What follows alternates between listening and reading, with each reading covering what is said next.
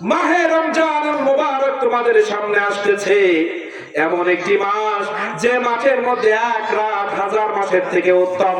একটা নফল তুমি যদি আদায় করো, একটা ফরজ আদায় করার মতো সওয়াব আল্লাহ তাআলা দিবেন। সুবহানাল্লাহ। একটা নফল একটা ফরজ, এমন একটি মাস তোমাদের সামনে আসতে যাচ্ছে। কি মাস? এমন একটি মাস আসতে যাচ্ছে যে মাসে একটা ফরজ যদি তুমি আদায় করো, 70টা ফরজ আদায় করার সওয়াব হয়ে যাবে। একটা ফরজ যদি তুমি রমজানুল মুবারকে আদায় করো, 70টা ফরজ আদায় করার সওয়াব আল্লাহ দিয়ে দিবেন। তারপর আল্লাহ এভাবে রাসূল কারীম সাল্লাল্লাহু আলাইহি ওয়াসাল্লাম ওয়াজ করতে যাচ্ছেন, ওয়াজ করতেছেন। এরপরে বললেন এমন একটি মাস তোমাদের সামনে আসতে যাচ্ছে যে মাসটি হচ্ছে ধৈর্য ধরার মাস। সুবহানাল্লাহ। সেই ভোরবেলা খেয়েছি, সকাল দুপুর 12টার দিকে এমন ক্ষুধা, ধৈর্য ছাড়া কেউ থাকতে পারবে না। আমার সামনে খাবার, অনেক মুসলমান আমার সামনে চা খাচ্ছে, বিস্কিট খাচ্ছে, কিন্তু আমি তার সামনে গিয়ে ধৈর্য ধরা ছাড়া উপায় নাই যদি ইমানদার হয়। প্রত্যেকটা জিনিস মিলাই নেবেন। আল্লাহ রাসূল বললেন এমন একটি মাস তোমাদের সামনে আসতেছে যে মাসটি হচ্ছে ধৈর্যের মাস। সুবহানাল্লাহ। কিসের মাস? ধৈর্যের মাস।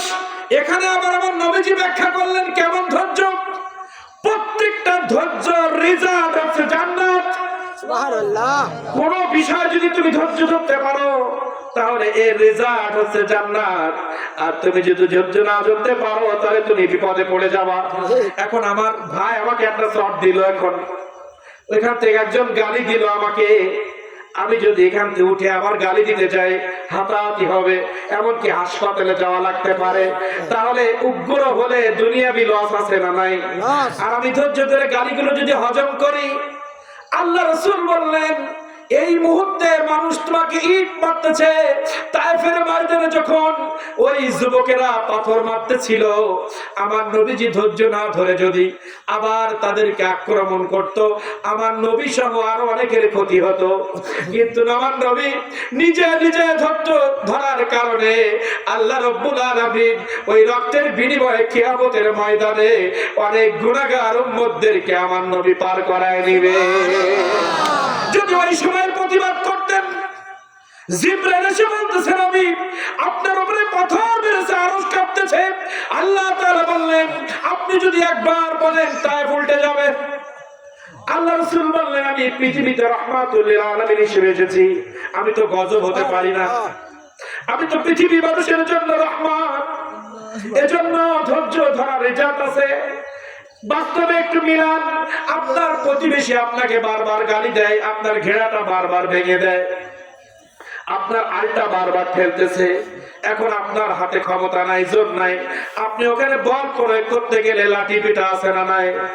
তার প্রতিবাদ করতে গেলে দুনিয়াবি আপনার হাসপাতালে যাওয়া লাগতে পারে, এমন হতে পারে আপনার স্ত্রী বিধবা হয়ে যাবে, আপনার সন্তান বাবা হারা হয়ে যাবে। এটা দুনিয়ার ক্ষতি। যদি আপনি একটু আল্লাহর উপরে তাওয়াক্কুল করে ধৈর্য ধরতে পারেন, তাহলে ফিরাউন যেমন নদীতে ডুবে মরেছিল, এই বাংলার জমিন সহ পৃথিবীতে যারা অত্যাচারী শাসক তারা যেমন এক সময় ভিটি বাড়ি ছেড়ে পালিয়ে বেড়াতে হচ্ছে, তেমনি ভাবে কিন্তু খেলা হবে। কেমন খেলা? আপনি যদি কারোর অত্যাচার সহ্য করতে পারেন তাহলে কেমন হবে শোনেন। আপনি যদি কারোর অত্যাচার সহ্য করেন তাহলে দুনিয়াবি ফায়দা কি? মারামারির থেকে বেঁচে গেলেন। আর যে আপনাকে অত্যাচার করলো আপনার জীবদ্দশায় দেখবেন ভিক্ষার থলি আল্লাহ তার হাতে ধরায় দিবে। যে মানুষটার অত্যাচারে আপনি অত্যাচারিত হয়েছিলেন, শেষ বয়সে ওই মানুষটা থলি নিয়ে আপনার কাছে এসে বলেন 10 টাকা ওষুধ কেনার টাকা দাও। 10 টাকার ওষুধ কেনার টাকা দাও। যে মানুষগুলো মানুষের উপরে জুলুম করে, যে মানুষগুলো মানুষের হক নষ্ট করে, মানুষের উপরে অত্যাচার করে, এই পৃথিবীতে লক্ষ লক্ষ কোটি কোটি উদাহরণ আমরা একটা দিতে পারবো। এই মানুষ যারা মানুষের উপরে জুলুম করেছে, নির্যাতন করেছে, মানুষের হক নষ্ট করেছে, মানুষের পেটে লাথি মেরেছে, মানুষের তলোয়ারে আঘাত করেছে, ওই মাজলুম যারা অত্যাচার সহ্য করে আল্লাহর কাছে দোয়া করেছে, ওই জালেমদেরকে পৃথিবীর জমিনে আল্লাহ শাস্তি দিয়েছে। বাংলার জমিনে তো ঘটে গেছে, আপনারা জানেন, এগুলো বলে লাভ নাই। আমেরিকার দিকে দেখেন, যে আমেরিকা ইসরায়েলকে দিয়ে 1 বছর ধরে হাজার হাজার আমার মা বোনদেরকে তারা বোমা মেরে হত্যা করেছে, মসজিদ পড়েছে, বাড়ি পুড়িয়েছে। আজকের জরিপ বলছে দাবানল দিয়ে আমেরিকার সবথেকে দামি শহরকে আল্লাহ তাআলা 1 ঘন্টার মধ্যে এমন আগুন জ্বালিয়ে দিয়েছে, 1 বছরে ফিলিস্তিন এবং গাজার যে সম্পদ ক্ষতি তারা করেছে তার 10 গুণ নয় 100 গুণের বেশি ক্ষতি আল্লাহ 1 ঘন্টায় আমেরিকাকে করে দিয়েছে। ধৈর্যের ফল। এজন্য আর যিনি ধৈর্য ধরেছেন তার দুনিয়াবি লাভ আর পরকালের লাভ বলছি।